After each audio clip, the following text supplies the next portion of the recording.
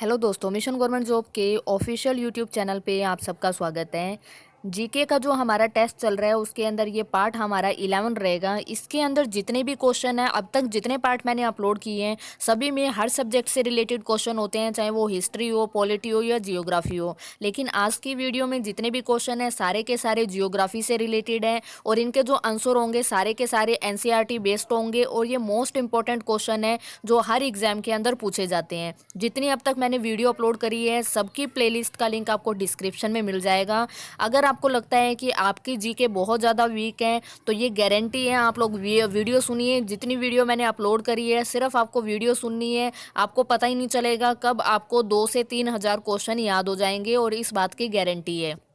वापस आप इसी वीडियो के कमेंट बॉक्स में आके, अगर आपने वीडियो सुनी है तो कमेंट बॉक्स में आके मुझे लिख सकते हो कि जो मैंने गारंटी दी है वो सही है या गलत है। आपको सारी वीडियो सुननी है, अपने आप आपकी जीके स्ट्रॉन्ग हो जाएगी। तो आज हमारे पास 10 क्वेश्चन है हमेशा की तरह, और जिस भी बच्चे के 10 में से 8 क्वेश्चन सही हो जाते हैं उसकी कंपटीशन एग्जाम की तैयारी बिल्कुल सही चल रही है। और जिन स्टूडेंट्स के इससे कम सही होते हैं वो और ज़्यादा मेहनत करिए ताकि आप लोगों का स्कोर भी अच्छा हो। तो शुरू करते हैं हमारे आज के क्वेश्चन। पहले आप लोग कमेंट करके बताना कि आपका स्कोर क्या है। बहुत ज़्यादा इंपॉर्टेंट क्वेश्चन है ये, अगर आप पेपर देते हो तो आपको पता होगा वहाँ पर ऐसे क्वेश्चन जरूर पूछे जाते हैं। तो आज का हमारा पहला क्वेश्चन है, सूर्य में ऊष्मा का उत्पादन कैसे होता है। आप लोगों ने सुना होगा सूर्य जो है वो एक तारा है। कोई भी ब्रह्मांड में कोई भी तारा है, यूनिवर्स में कोई भी तारा है, सूर्य भी एक तारा है, ये आपने सुना होगा।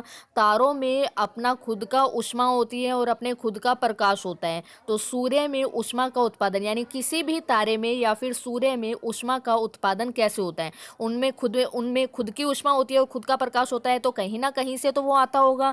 तो क्वेश्चन यही है कि उनमें जो ऊष्मा का उत्पादन है वो कैसे होता है। तो आप लोगों ने दो वर्ड हमेशा सुना होगा, एक है हिंदी मीडियम में नाभिकीय संलयन और नाभिकीय विखंडन, आपने सुना होगा। अब इस क्वेश्चन का आंसर क्या होगा, सूर्य में ऊष्मा का उत्पादन होता कैसे है। तो आपको अगर थोड़ा सा आइडिया है तो विखंडन का मतलब होता है दूर दूर होना, लेकिन संलयन का मतलब होता है जो अणु होते हैं वो पास पास आते हैं। तो यहाँ पे आंसर क्या हो जाएगा इसका, नाभिकीय संलयन। मैं लिख देती हूँ, आप लोग अगर अपने नोट्स बना रहे हो तो नोट्स के अंदर लिख सकते हो।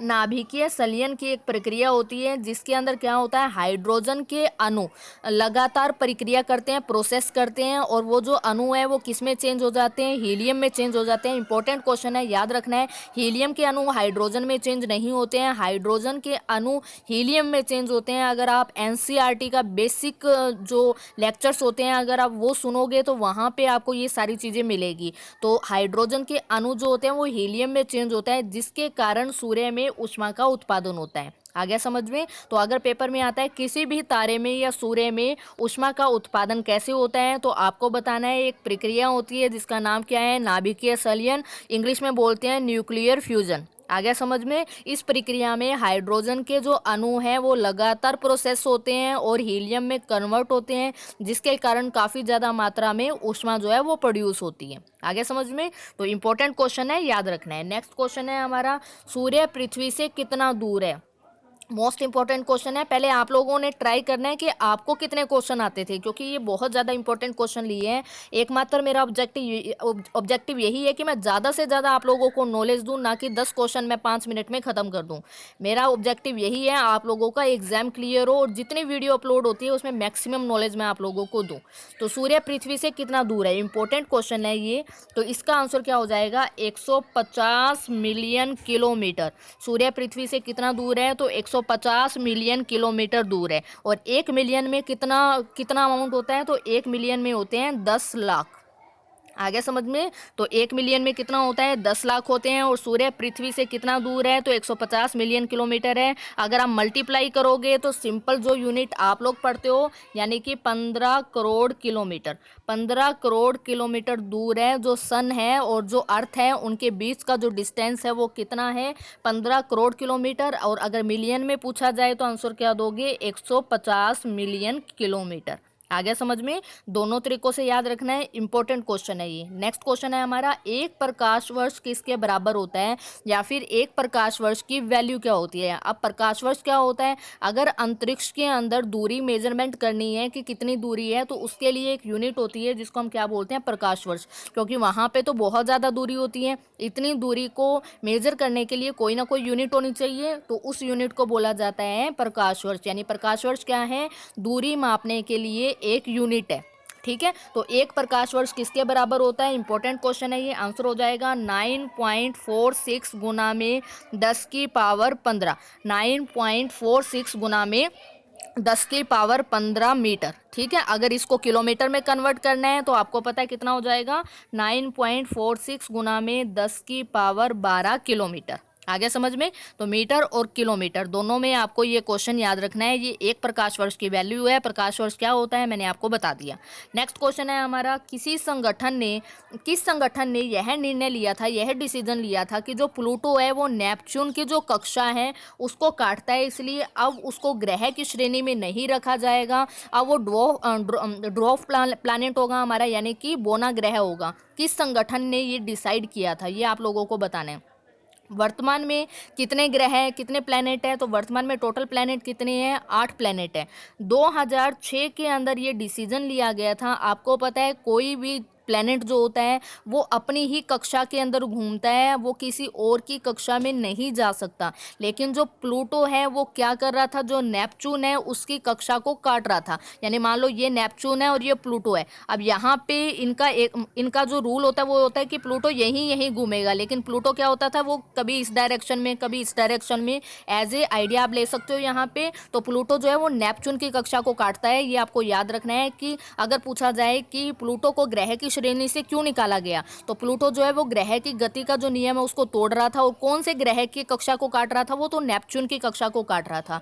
और ये 2006 में प्लूटो को ग्रह की श्रेणी से निकालकर उसको क्या बना दिया गया है, बोना ग्रह बना दिया गया है। और ये जो निर्णय है वो किस संगठन ने लिया है, तो हिंदी में बोलेंगे अंतर्राष्ट्रीय खगोलीय संगठन, और इंग्लिश में बोला जाएगा एस्ट्रोनॉमिकल एस्ट्रोनॉमिकल यूनियन। ठीक है, इंटरनेशनल एस्ट्रोनॉमिकल यूनियन, ये आपको ध्यान रखना है, एस्ट्रोनॉमिकल यूनियन। ठीक है, और ये डिसीजन लिया गया था 2006 में। 2006 तक जो था वो प्लूटो ग्रह था, लेकिन उसके बाद से प्लूटो जो है अब वो बोना ग्रह है। आ गया समझ में? तो ये इंपॉर्टेंट क्वेश्चन है, आपको याद रखना है। ठीक है, नेक्स्ट है हमारा, सौरमंडल में कितने ऐसे ग्रह हैं जिसके चारों ओर छल्ले हैं। छल्ले का मतलब होता है इंग्लिश में बेल्ट। आप लोगों ने शनि देखा होगा, सैटर्न देखा होगा। सैटर्न जो ग्रह होते हैं उसके चारों ओर जो बेल्ट होती है वो विजिबल होती है, जो काफ़ी सुंदर लगती है। लेकिन सौरमंडल में जो 8 ग्रह हैं उसमें सिर्फ ऐसा ग्रह शनि नहीं है जिसके चारों ओर बेल्ट है।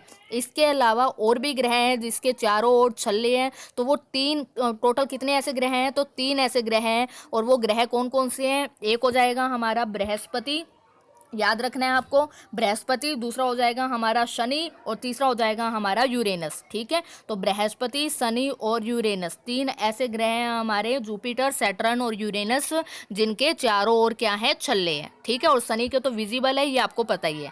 नेक्स्ट क्वेश्चन है हमारे पास, आकार में सौरमंडल का 5वां सबसे बड़ा ग्रह कौन सा है, ये आपको बताना है। तो सौरमंडल का 5वां सबसे बड़ा ग्रह कौन सा है, तो इसका आंसर क्या हो जाएगा, पृथ्वी। इसकी ट्रिक भी आप याद कर सकते हो, जेसन। आकार की दृष्टि से है ये जेसन।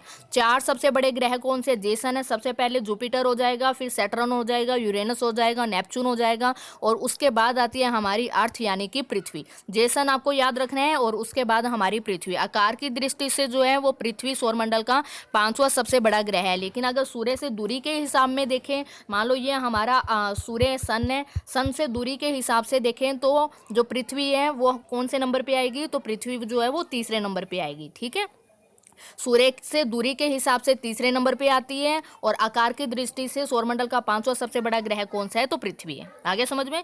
तो पृथ्वी का एकमात्र प्राकृतिक उपग्रह कौन सा है, पृथ्वी का एकमात्र प्राकृतिक उपग्रह, आंसर आ जाएगा उसका चंद्रमा।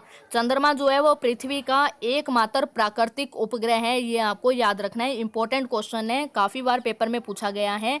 पृथ्वी के एकमात्र प्राकृतिक उपग्रह का नाम बताइए, तो इसका आंसर क्या हो जाएगा, चंद्रमा। ठीक है, हाँ जी, नेक्स्ट क्वेश्चन है हमारे पास, चंद्रमा का व्यास पृथ्वी के व्यास का कितना है? पृथ्वी का एकमात्र प्राकृतिक उपग्रह कौन सा है? चंद्रमा है। अब जो चंद्रमा का जो व्यास होता है वो पृथ्वी के व्यास का कितना है, ये आपको बताना है। तो व्यास का मतलब इंग्लिश में होता है डायामीटर। तो पृथ्वी के जो डायामीटर है, चंद्रमा का डायामीटर पृथ्वी के डायामीटर का कितना है? 1/4 है। इंपॉर्टेंट क्वेश्चन है, याद रखना है। और चंद्रमा का हमें सिर्फ एक ही भाग दिखाई देता है, ये भी आपको याद रखना है। और चंद्रमा के अंदर बहुत बड़े बड़े जो होते हैं पत्थर वगैरह भी है, और उनकी हमें शेडो भी दिखाई देती है। जब पूर्णिमा होती है, पूर्णिमा के दिन हमें उनकी शेडो भी चंद्रमा पे दिखाई देती है, ये भी आपको ध्यान रखना है। ठीक है, आप लोगों को एनसीईआरटी पढ़नी चाहिए। अगर आप लोगों को बेसिक्स क्लियर करने हैं तो सबसे इंपॉर्टेंट है आप लोग एनसीईआरटी की बुक्स पढ़िए। ओके, तो चंद्रमा का व्यास पृथ्वी के व्यास का कितना है? तो आंसर याद रखना है 1/4। पृथ्वी का एकमात्र प्राकृतिक उपग्रह कौन सा है? तो उसका आंसर हो जाएगा चंद्रमा। ठीक है, नेक्स्ट क्वेश्चन है हमारा, चंद्रमा पृथ्वी से कितनी दूर है? यानी कि सूर्य से पृथ्वी की दूरी मैंने बता दी आपको, 15 करोड़ किलोमीटर है। चंद्रमा पृथ्वी से कितना दूर है? तो इस क्वेश्चन का आंसर हो जाएगा 3,84,400 किलोमीटर। 3,84,400 किलोमीटर जो है वो चंद्रमा पृथ्वी से दूर है। आ गया समझ में? अब मैंने थोड़ी देर पहले आपको एक बात बोली थी कि जो चंद्रमा है उसका हमें एक ही भाग दिखाई देता है, दूसरा भाग हमें दिखाई नहीं देता। तो ऐसा क्यों होता है ये आप लोगों ने मुझे कमेंट करके बताना है। ठीक है, इसका एक रीज़न है, वो रीज़न आप लोगों ने मुझे कमेंट करके बताना है। ओके, नेक्स्ट क्वेश्चन है हमारे पास, नील आर्मस्ट्रॉन्ग चंद्रमा की सतह पर कदम रखने वाले पहले व्यक्ति थे, और उन्होंने चंद्रमा की सतह पर कदम कब रखा था? यानी वो चंद्रमा पर कब गए थे? यानी चंद्रमा पर कदम रखने वाले पहले व्यक्ति का नाम क्या था? Neil Armstrong. और नील आर्मस्ट्रॉन्ग जो है वो चंद्रमा पे कब गए थे? तो वो गए थे 21 जुलाई 1969 के अंदर। आगे समझ में? तो ये हमारी आज की वीडियो थी। उम्मीद करती हूँ मैंने मोस्ट इंपॉर्टेंट क्वेश्चन लिए हैं, आप लोगों को क्वेश्चन पसंद भी आए होंगे। और अगर आपको क्वेश्चन पसंद आए हैं तो ही वीडियो को लाइक करना, वरना डिसलाइक कर देना। Thank you.